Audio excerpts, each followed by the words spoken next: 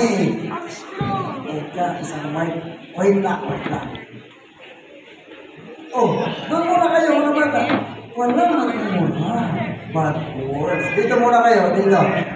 Mga bata, okay. Sino ang gusto ng prize? Taas ang kamay.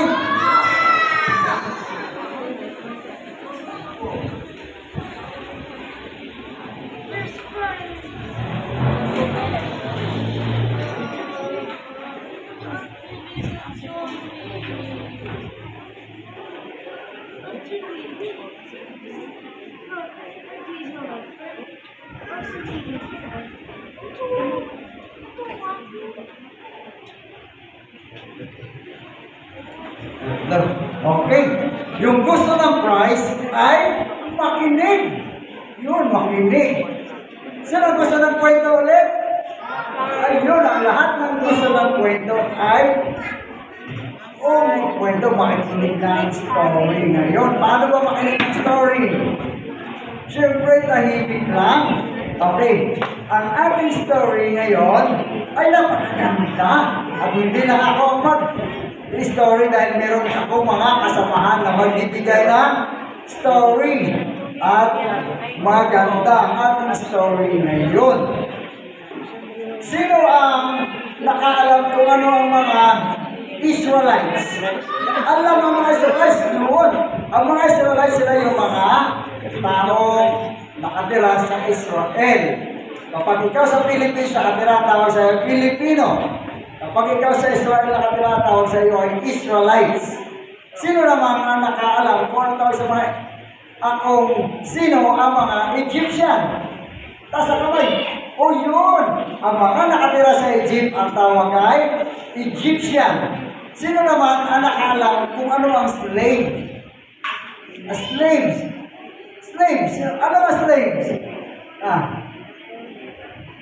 Israelites in Egypt.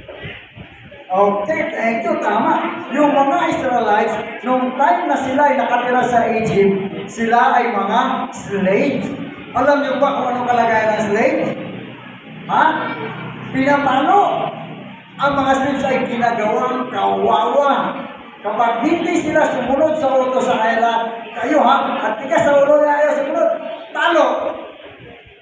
Alam niyo ba anong pinapagawa sa kanila? Ang hirap ng mga pinapagawa sa kanila. Alam niyo ang putik. Ang putik na kakapal ng putik. Sila alam ang putik. Sila naglalaro ng putik. Yung mat. Putik. Yun yung lupa na nababasa. Yun yung putik. Nilalaro ninyo sa kanila noon. Kumukuha sila ng maraming putik. Tapos, ang tigas noon, bigat noon. Dinutulong nila, napakapakan, pagod na sila, maghapon sila gumagano'n. Yun ang ginagawa ng mga Israelites, pagod sila. Kapag hindi naman nila gagawin, pinapalo. Sino ang nakaranas ng napalo? Na masakit ba? O masakit ang palo? Yung mga Israelites kapag napapalo sila, masakit din. Ayaw din nila pinapalo sila, kaya sunod pa rin sila kahit hirap na pinapakapakan nila yung mga putik. Yung mga mad para magiging clay, gagawin nila kung ano man ang pinapagawa sa kanila. Ngayon, nakita ng mga Egyptian, parang ang dami na ng mga Israelites. Ang dami na ng mga Israelites, bakit mga upay-power nila tayo, karami na panahon, mas marami ang Israelites sa atin. Sabi ng mga Egyptian, nagawa tayo ng batas. Babawasan natin ng mga Israelites. Anong ginawa nila? Ayun, yung mga baby ng Israelites na lalabas, kailangan papatayin. Uy, kawawa, yung mga baby, pinapapatay para huwag silang kumani. Anong gagawin sa baby? Okay, living. Papatayin, living. Ano pa ang gagawin sa mga baby? Bukod sa living. So, nakakalam. Nilalagay daw sa mayroong crocodile. Ano ba? Ginagawa? Ito ba? Anay. Okay. Basta walang lalaki bata. Kailangan walang lalaki. Hindi dadami ang mga Israelites. Kawawa yung mga baby. Ang ginagawa ng mga Israelites kapag nanganganak, tinatago nila yung kanilang mga baby. Ang problema, Ang baby ba umiiyak? Umiiyak malakas? Malakas umiiyak ang baby. Kapag tinatago ninyo yung baby, iiyak, pagdaan ng mga soldier marinig, wala kaming nakita, pero may narinig kaming iyak. Pupuntaan na soldier, buksan ang bahay, ay may baby, kukuhanin, pamatayin. Tapos merong isang family na meron siyang ate at meron siyang isang baby na lalaki. Lumalaki na yung baby, hindi na nila matago dahil umiiyak na. So anong ginawa ng nanay? Kumuha siya ng mga dahon. Pagkuha niya ng mga dahon, nilagay niya sa basket. Yung baby, yung dahon ginawa niyang basket. Okay, ginawa niya, basket yung mga dahon, tapos nilagay niya yung baby sa loob ng basket. At nilagay doon saan? Saan nilagay yung baby? Saan nilagay yung basket? Pila. Saan nilagay yung basket? Okay, yung baby nilagay sa basket. Tapos ang basket, saan nilagay? Sa Nile? Okay, sa Nile River. Sa gilid ng Nile River. Nilagay yung basket. Pero delikado, baka maano yung baby. At baka may makakita sa baby. Anong mangyari? Ginawa? Binantayan ng kanyang ate. So yung kanyang ate Miriam, andito lang, nakaupo. Yan. Andito yung kanyang ate Miriam, binabantayan, pinapanood niya yung kanyang kapatid na nilagay doon sa basket. So ito yung basket. Nilagay yung basket doon sa tabi ng Nile River. So nilagay doon yung basket. Nandun yung baby sa loob. Tapos yung kanyang ate Miriam, ayun, sa ate Miriam, nagtatago, nagbabantay si ate Miriam. Tapos, habang nandun yung baby sa basket, na nakalagay sa tabi ng ilog, merong naglalakad. Meron silang nakitang naglalakad. May naglalakad ng prinsesa.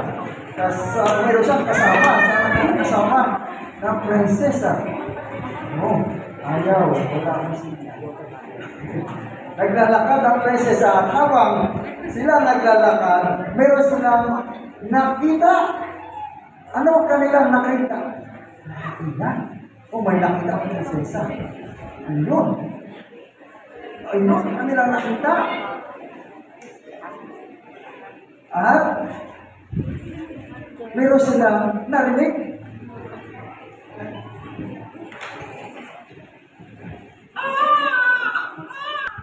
Yes, baby. Teka.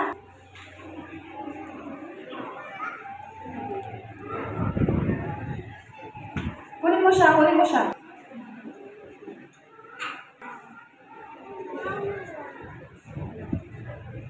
Medyo nasisira na yung basket niya.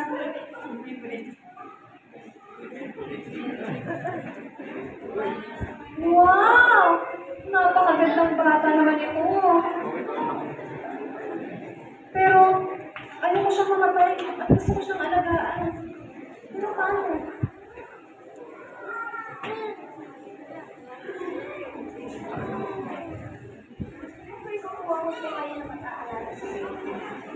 Magandang idea. Kausapin mo yung secretary ko.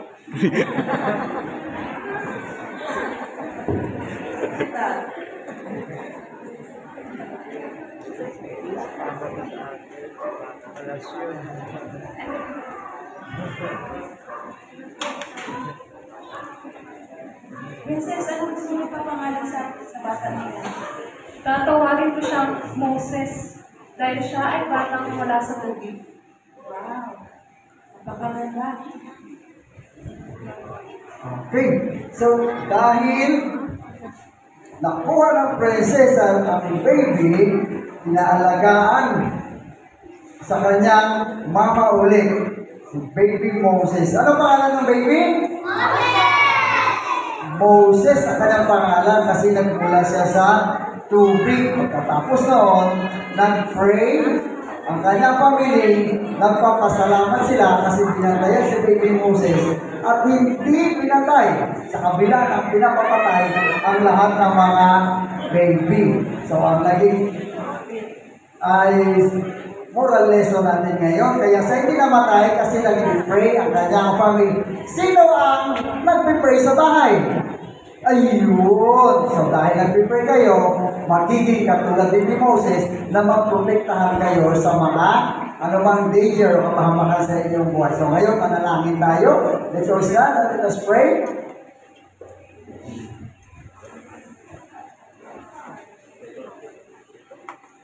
Okay, mag-pray tayo. Hold your hands, close your eyes.